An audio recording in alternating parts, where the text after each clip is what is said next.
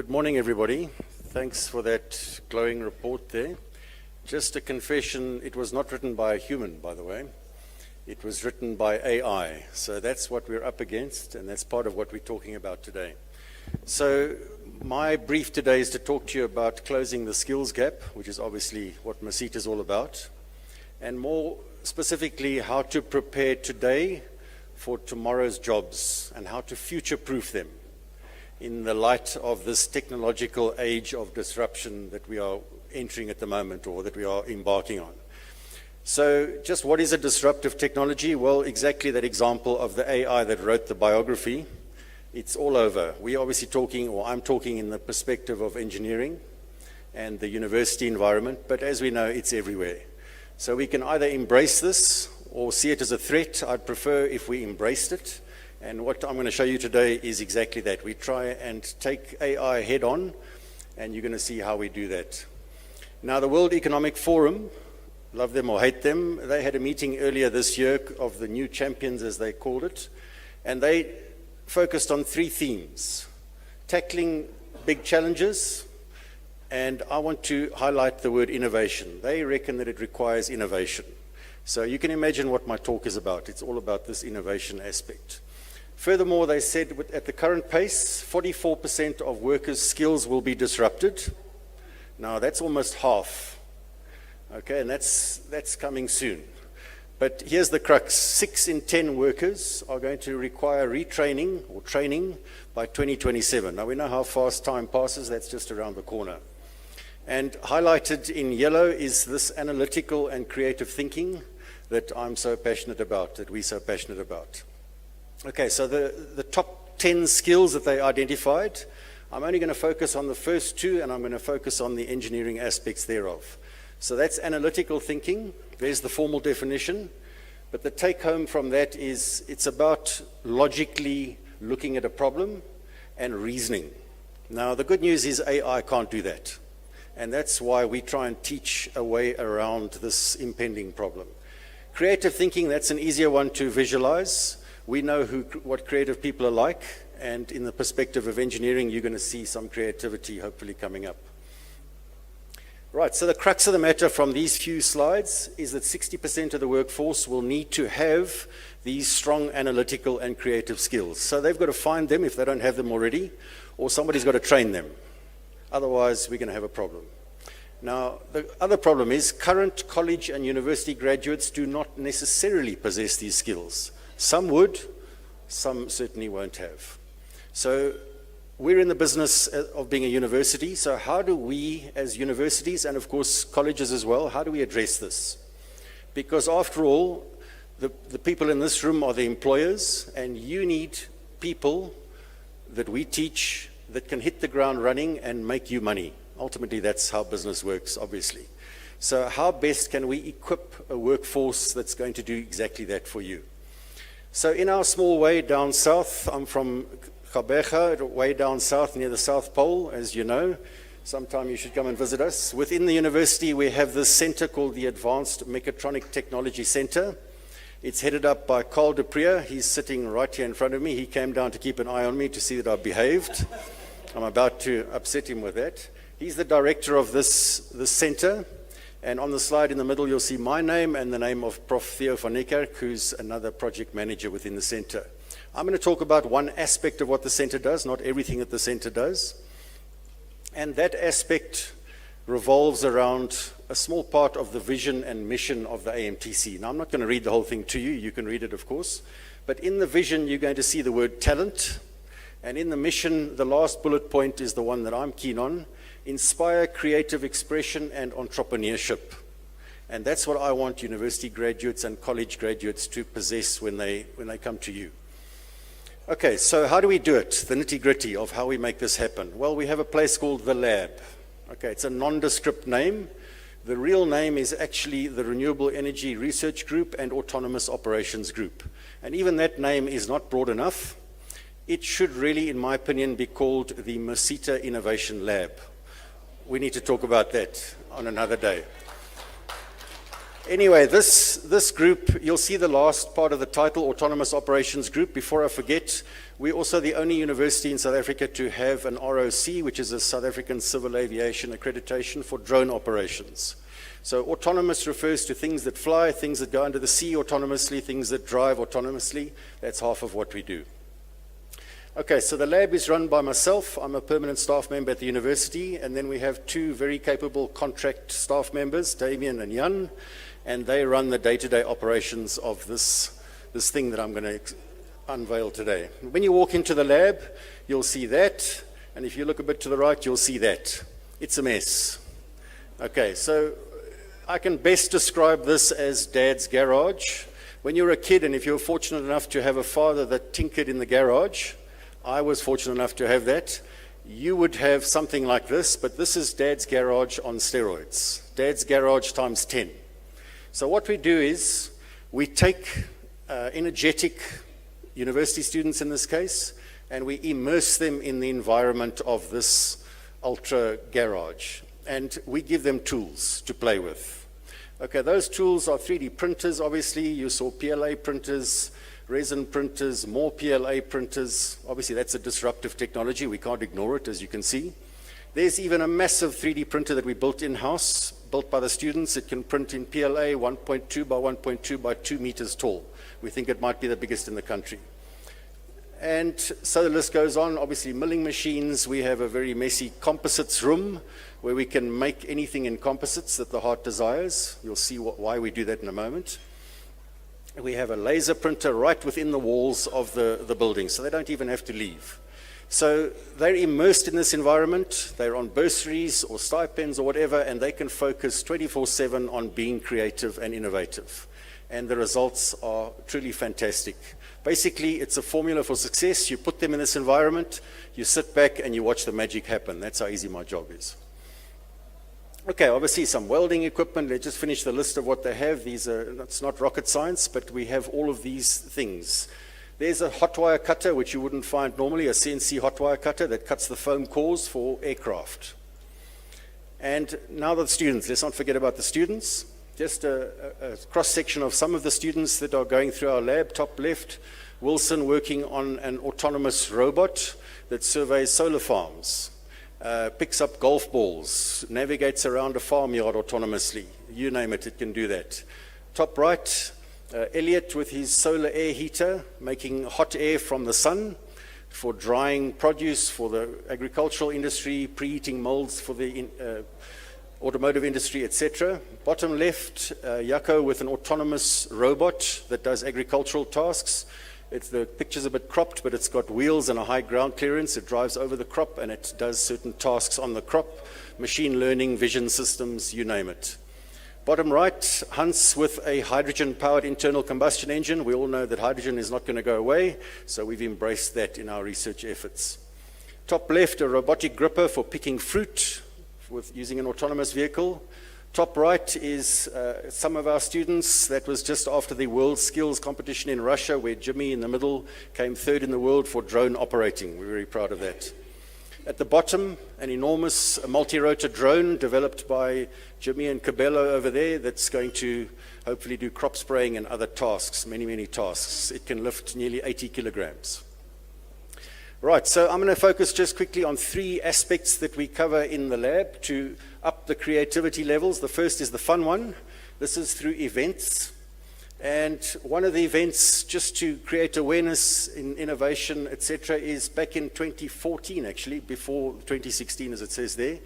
We challenged the lab to build a solar-powered vehicle using 4 solar panels that you would find on the roof of your house with the heavy glass, the aluminium, etc. But the kicker was they weren't allowed to have a battery. And that was called Gonzo because it means crazy. And here they are driving somewhere in the Northern Cape at, I think, about 40 kilometers an hour all day long, not a battery in sight, just cruising along with no fuel, no battery.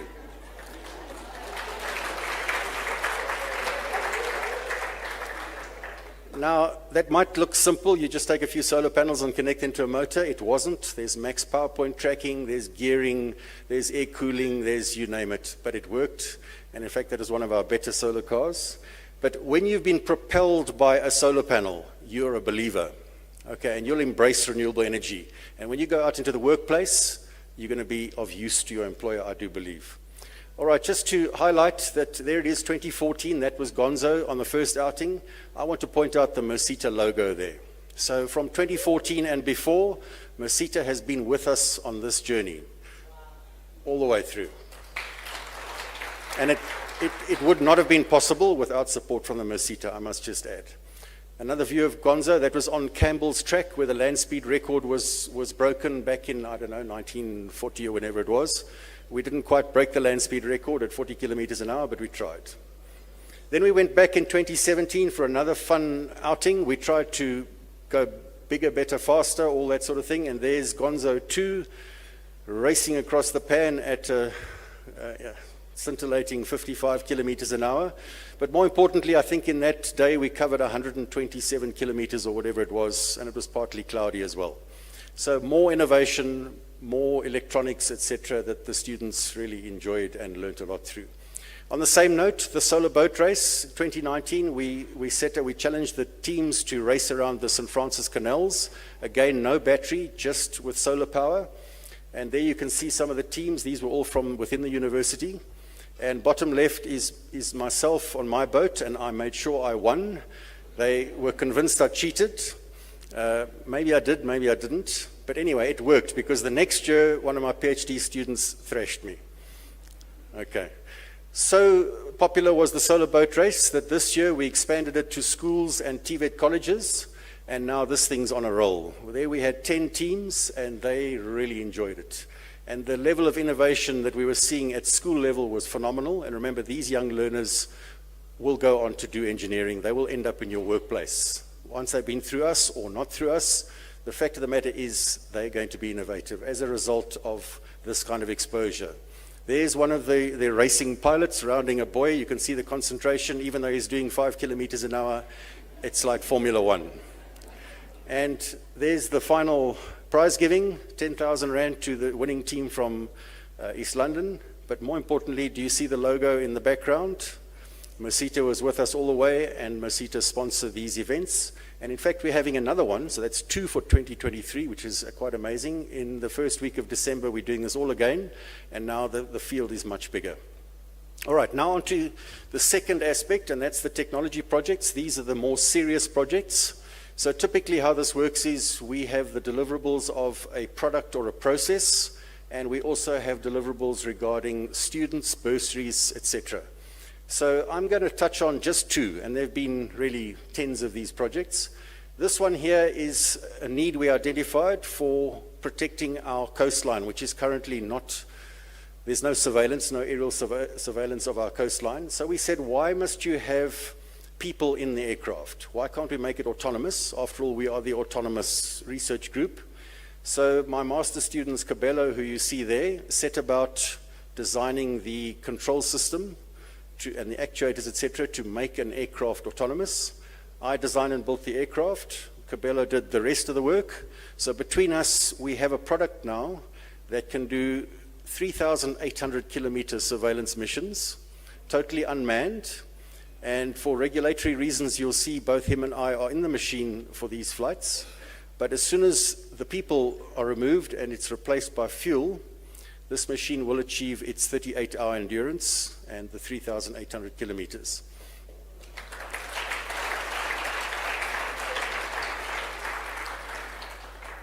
So not only have we met the deliverable of a student and a project output, but I really believe that we're going to see this being manufactured in South Africa.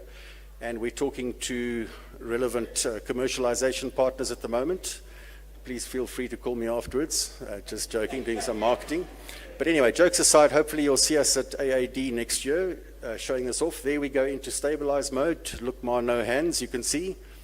Not touching anything, the aircraft's flying by itself. And the idea being that when it's finished its mission, it returns to loiter over the takeoff point, and then a pilot on the ground using FPV, first-person view goggles, lands the aircraft. So to demonstrate that, I'm actually doing the flying from the box that you see on my lap there, just like the person on the ground ultimately will do. So here it's in return to home mode, loiters over the airfield, sends the operator a message, he picks up his transmitter, puts on his goggles, and then does the landing. Eventually we'll make the aircraft land itself, but at the moment that's the level we're at, which is more than adequate. It's quite daunting to do that.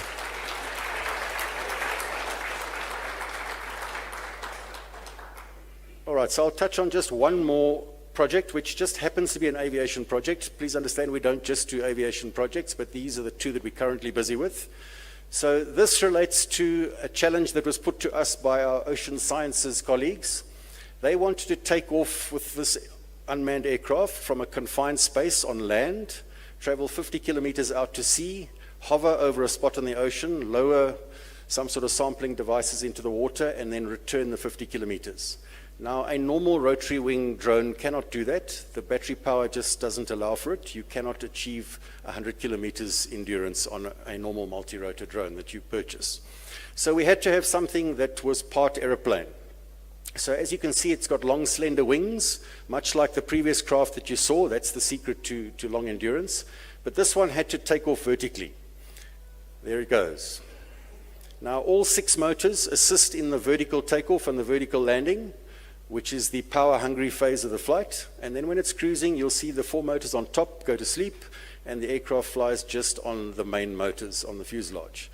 Now, we have a very strong patent on this, and the reason for that is the central motors. The patent basically revolves around the fact that the central motors will be petrol motors ultimately, which will allow us to have this incredible range, way beyond the 50 kilometers out and back that we're talking about.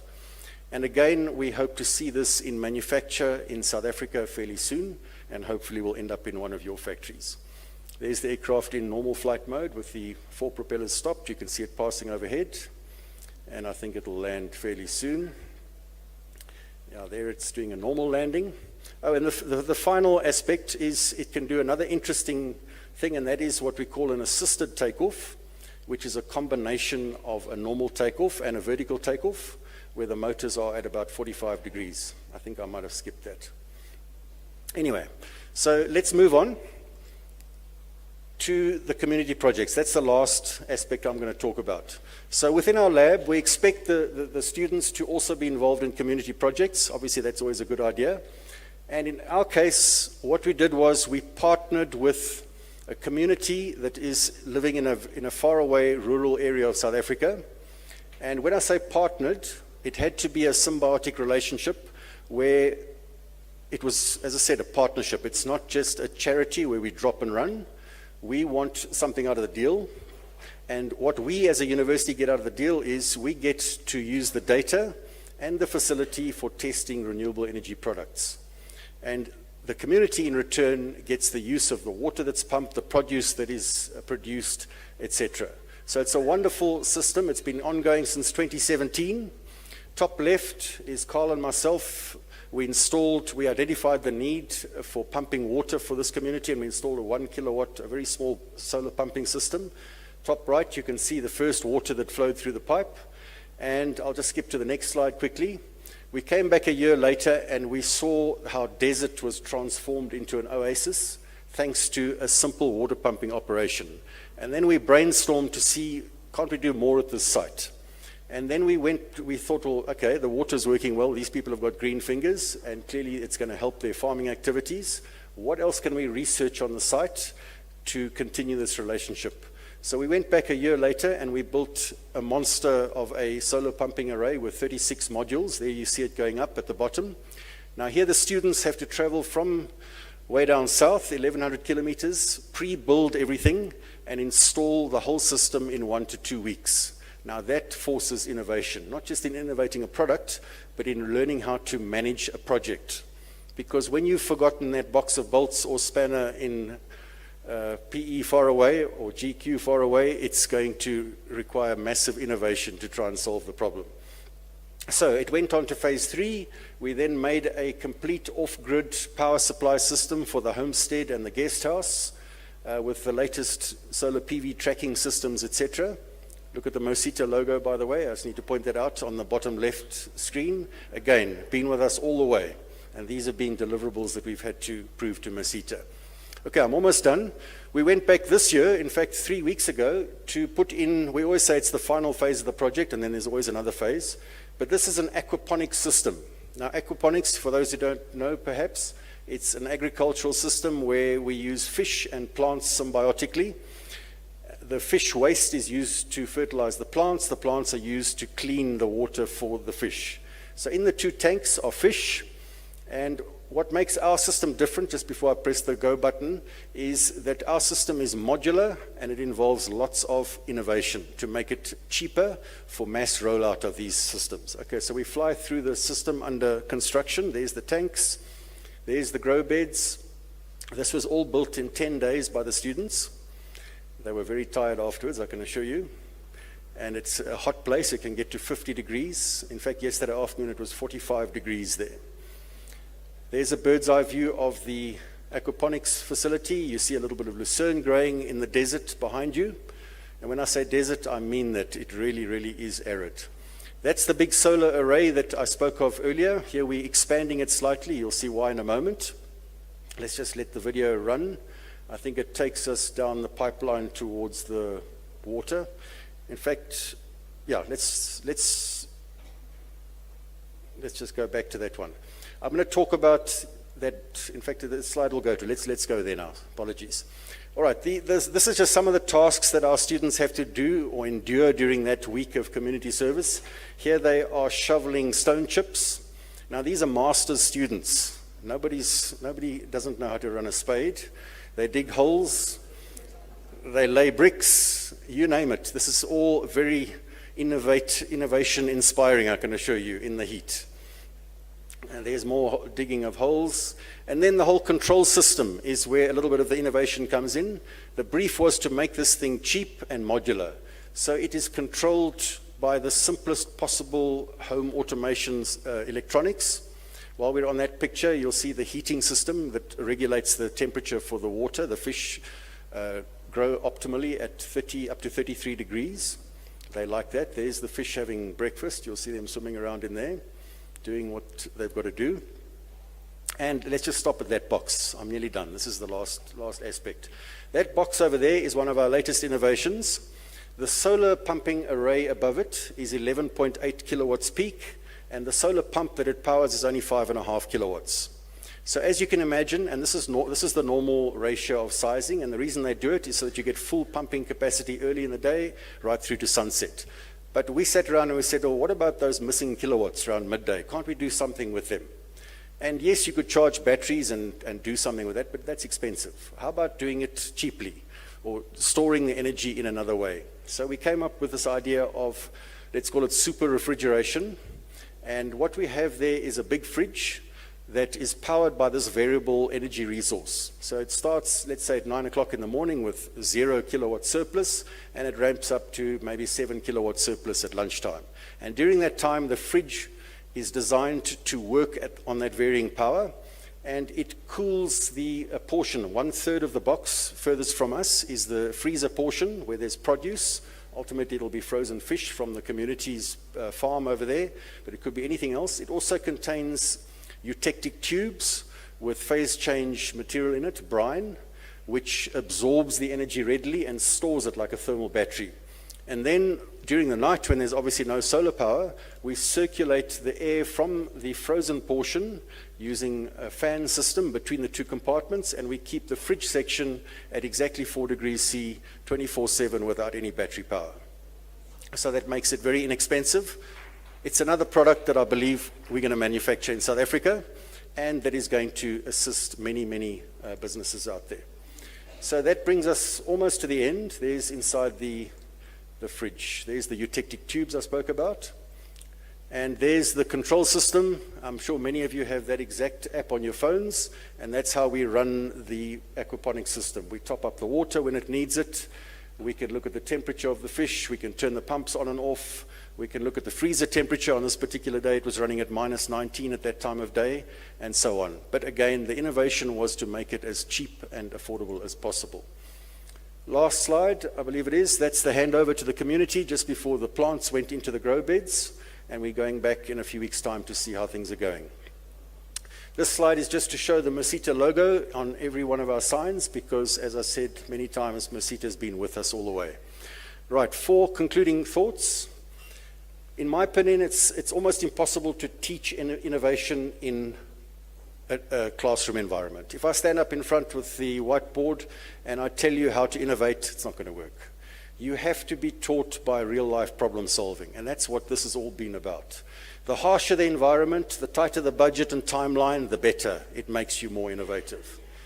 And our approach typically has 2 outputs: innovative products and human capital, both of which I believe can benefit your industries.